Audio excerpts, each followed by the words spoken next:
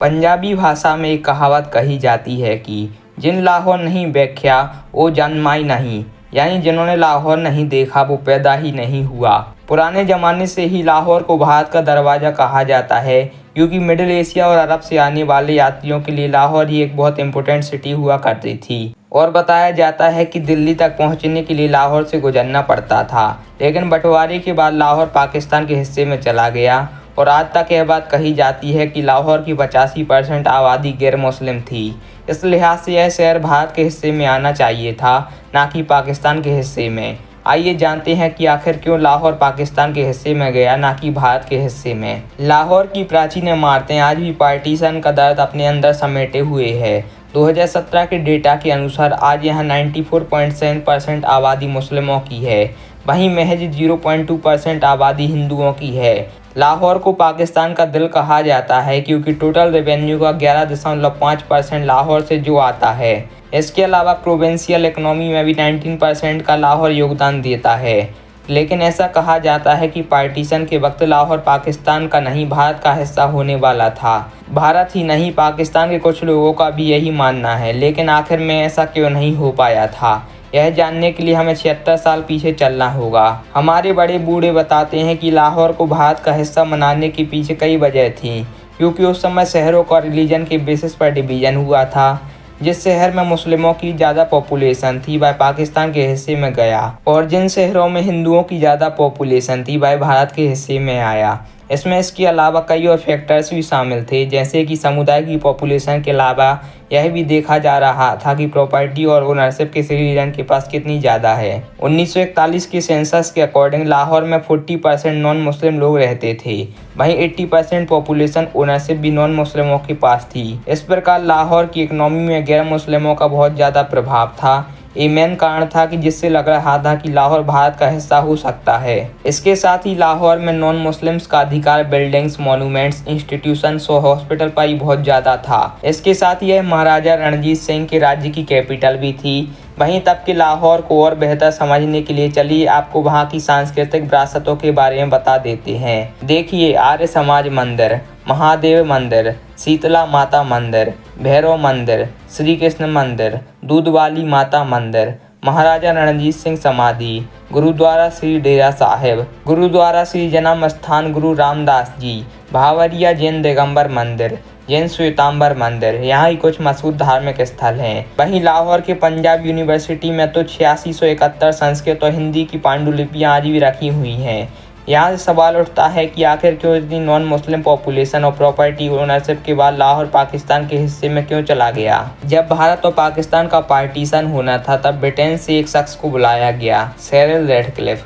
उन्होंने आदेश दिया कि उन्हें भारत और पाकिस्तान को दो हिस्से में बांटना है। उन्हें बिना किसी ज्योग्राफिकल और कल्चरल समझ के बिना यह काम दिया गया था। इनकी लीडर में एक रैडक्लिफ कमीशन बनाया गया, और इसी कमीशन ने बंटवारे के लिए बॉर्डर लाइन बना दी, और उन्होंने जो बॉर्डर बनाया उसे रैडक्लिफ लाइन का नाम दिया गया। उन्होंने ही डिसाइड किया था कि कौन सा शहर किस हिस्से में रहेगा। वहीं लाहौर का फैसला रैडक्लिफ ले चुके थे कि उसे किस हिस्से में डालना है, और इसी फैसले के बाद आती है 12 अगस्त 1947 की वो तारीख, जहां से शुरू हुई एक बहुत बड़ी पॉलिटिकल और रिलीजियस उठापटक। लाहौर में बंटवारे की सुनकर दंगे फैल चुके थे। उधर बताया जाता है कि लाहौर ने आज से पहले ऐसी सुबह नहीं देखी है। सड़कों पर हर जगह लाशें पड़ी हुई थीं। अंग्रेजों का कहना था कि किसी ने लाहौर के भारत में शामिल होने की खबर बाहर उड़ा दी थी, और इसी के विरोध में गैर मुस्लिमों का कत्लेआम शुरू हो गया था।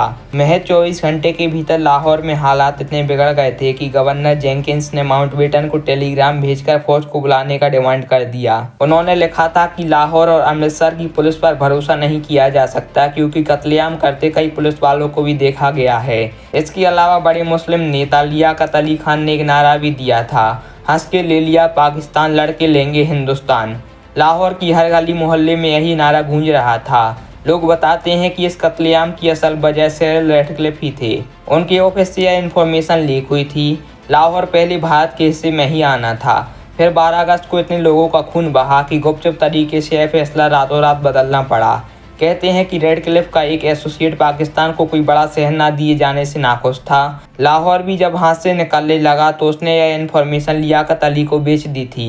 कुलदीप नायर नाम के एक पत्रकार ने रेडियो चैनल को बता दिया था कि उसने रेडक्लिफ से मुलाकात हुई।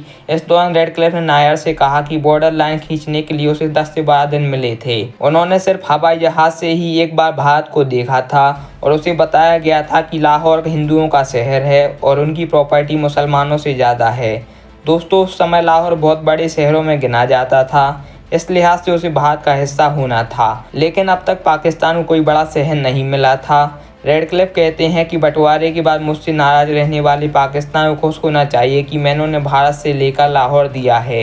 इस हिसाब से रेडक्लिफ ने जो बॉर्डर डिसाइड किया, उसके हिसाब से पंजाब के 2 शहर फिरोजपुर और गुरदासपुर भी पाकिस्तान के हिस्से में चले गए थे और उसके बाद माउंटबेटन ने 2 शहर को भारत में वापस करने का आदेश दिया था। इस आदेश से उन 2 शहरों में बहुत ज़्यादा मारकाट हुई थी। इसके दूसरी तरफ भारत और पाकिस्तान दोनों के ही लीडर्स फौज के बंटवारे का भी दबाव बना रहे थे। फील्ड मार्शल सर क्लॉड ओकनेक भी रेडक्लिफ के पास आ चुके थे। ज्योग्राफिक पॉपुलेशन के हिसाब से फौज के बंटवारे का प्लान बना। इसके अलावा एयरफोर्स से भी 10 स्क्वाड्रन थे, जिनमें से 8 भारत और 2 पाकिस्तान को दिए। इस तरह नेवी के भी 2 यूनिट्स भारत को और 1 यूनिट पाकिस्तान के हिस्से में चली गई। तय हुआ था कि अप्रैल 1948 तक दोनों देशों की सेना के सुप्रीम कमांडर फील्ड मार्शल ओकनेक ही रहेंगे। दोनों देशों की सेना बेलगाम ना हो, इसके लिए ज्वाइंट डिफेंस काउंसिल ही बनाया गया था, जिसके चेयरमैन माउंटबेटन खुद बने। बताया जाता है कि 3 अगस्त को गांधी जी की कश्मीर के राजा हरी सिंह से मुलाकात हुई। नेहरू के कहने पर गांधी जी ने हरी सिंह से बस इतना कहा था कि रामचंद्र काक को निकाल दीजिए। रामचंद्र काक हरी सिंह के प्रधानमंत्री थे। हरी सिंह का नेहरू पर अधिक विश्वास था, इसलिए उन्होंने हटाने में देर नहीं की। आज़ादी का उत्सव भारत के साथ साथ लंदन में ही चल रहा था। वहाँ पर इंडिया हाउस भारतीयों का सबसे बड़ा अड्डा था। तब कृष्ण मेनन हाई कमीशन हुआ करते थे। तय हुआ कि कृष्ण मेनन की अगुवाई में आज़ादी से जुड़ा कार्यक्रम आयोजित होगा। ब्रिटिश पीएम एटली और कैबिनेट को भी इन्विटेशन भेजा गया। इसके अलावा 1957 में कृष्ण मेनन भारत के रक्षा मंत्री भी बने। इसके बाद सीधे देखें तो रेडक्लिफ की गलतियों का खामियाजा लाहौर की जनता ने भुगता। जो लाहौर भारत के हिस्से में होना था, वो पाकिस्तान चला गया। उम्मीद है कि आपको इस वीडियो से सीखने मिला होगा। अगर वीडियो इन्फॉर्मेटिव लगे तो वीडियो को लाइक कीजिए और चैनल को सब्सक्राइब करना मत भूलिए ऐसे ही इन्फॉर्मेटिव वीडियोज़ के लिए।